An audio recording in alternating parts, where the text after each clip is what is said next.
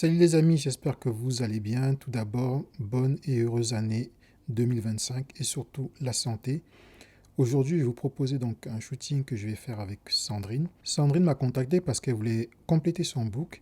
Elle voulait faire un shooting avec deux vêtements, donc le premier que vous pouvez voir et le deuxième, ça va être un maillot de bain et je vous proposais une vidéo pour ce shooting la semaine prochaine.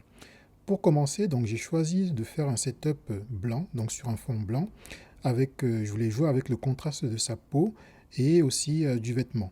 Ici, on a un vêtement qui n'est pas noir, mais qui est un peu beige, mais je vais jouer avec le contraste et la lumière dure, vraiment pour mettre en avant ce vêtement et pour mettre en avant le modèle. Mais avant de commencer, si tu n'es pas encore abonné à cette chaîne, n'hésite pas à t'abonner car ça permet d'aider la chaîne et ça permet à YouTube de montrer que cette chaîne est vivante et ça motive aussi pour vous proposer de nouvelles vidéos toutes les semaines. C'est ce que je vais essayer de faire cette année. Je vais vous proposer au moins une vidéo par semaine, voire deux vidéos par semaine.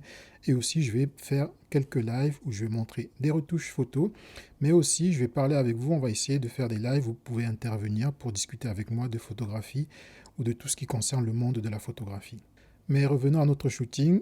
Très souvent, j'avais pour habitude de faire les shootings en fait au bonheur la chance, on va dire. C'est-à-dire que le modèle arrivait, je décidais, en voyant les vêtements, en voyant le modèle, qu'est-ce que j'allais faire, comment j'allais faire, je décidais sur le moment.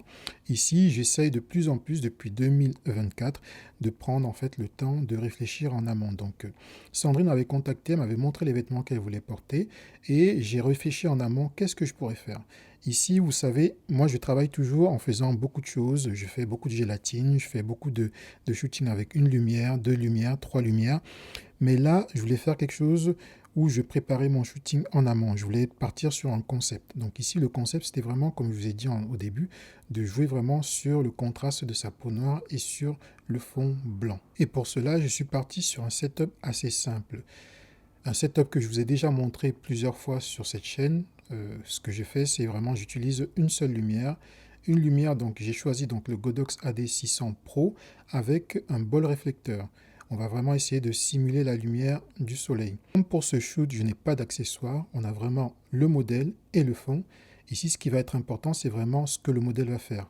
Comment le modèle va être dirigé, comment il va se positionner. Ici, on va jouer vraiment sur le contraste qu'on aura avec la lumière, avec les ombres. On va vraiment travailler ce côté ombre et aussi le modèle va avoir une partie prépondérante parce qu'elle va devoir bouger, elle va devoir accentuer ses mouvements et c'est ce que je lui ai expliqué d'ailleurs, c'est que ça va vraiment compter le fait qu'elle accentue ses mouvements, qu'elle exagère ses mouvements afin de trouver des poses très dynamiques, très graphiques qui vont permettre d'avoir une séance réussie. C'est pour ça le shooting connecté va être très important. Pourquoi? Parce que je vais shooter connecté sur Capture One et ainsi pendant la séance, on va arrêter de temps en temps. Sandrine va venir regarder les poses, on va regarder ensemble les photos qu'on a déjà fait et ainsi on va pouvoir corriger, on va pouvoir améliorer ses poses comme vous pouvez le voir sur la vidéo.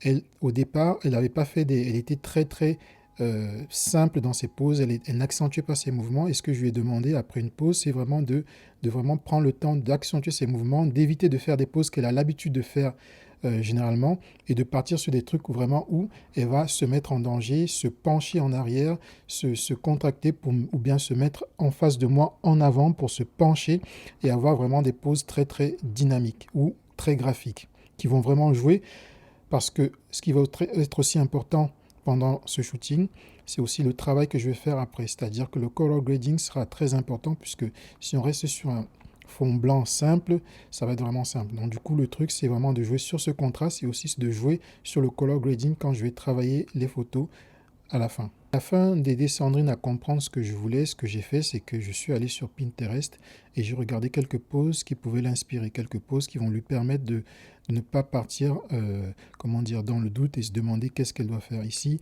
c'est ce que vous pouvez faire quand vous faites vos shootings, c'est de prendre le temps de trouver des poses qui vont correspondre à ce que vous avez en tête. Parce que moi, justement, j'avais en tête de faire des poses très accentuées. Je voulais jouer sur la puissance, sur la domination et aussi, afin d'éviter les ombres, l'ombre portée qu'on pouvait avoir donc sur le fond que vous pouvez voir, je me suis positionné vraiment très bas.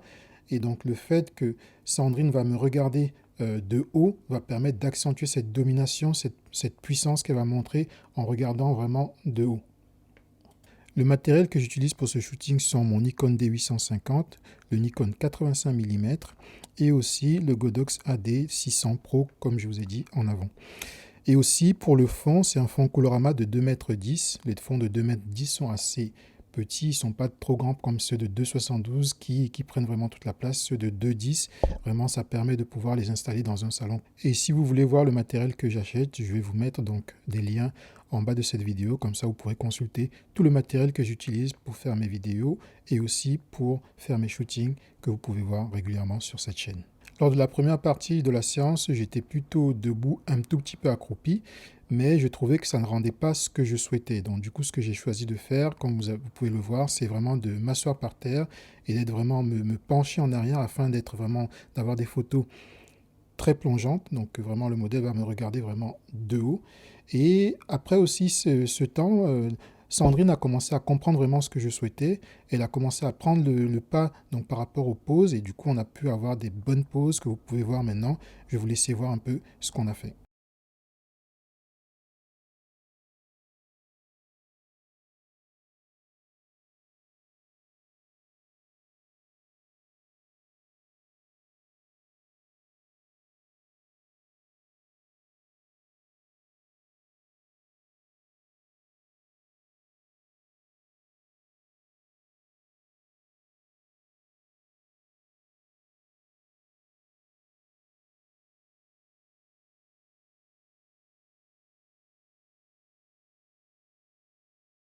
Lorsque je fais ce type de séance, il est vraiment important de se préparer en amont. Comme je vous ai dit, j'ai cherché les poses que je voulais que le modèle fasse, mais aussi moi, pendant la séance, je m'adapte aussi à comment il va réagir.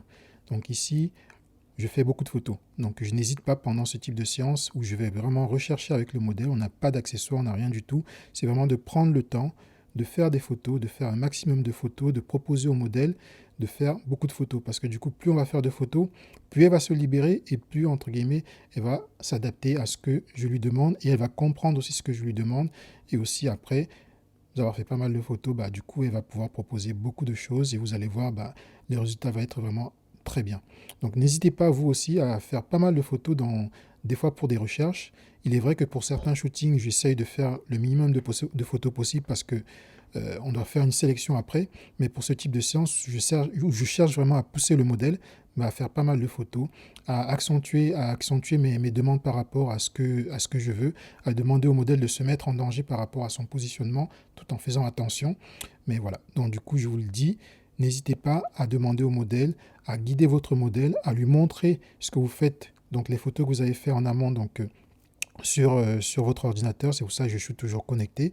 Et après, vous avez un résultat vraiment sympa. Donc, j'espère que ça vous a plu. N'hésitez pas à me dire en commentaire ce que vous en pensez. Je vous dis encore une bonne année et je vous dis à la semaine prochaine. Ciao.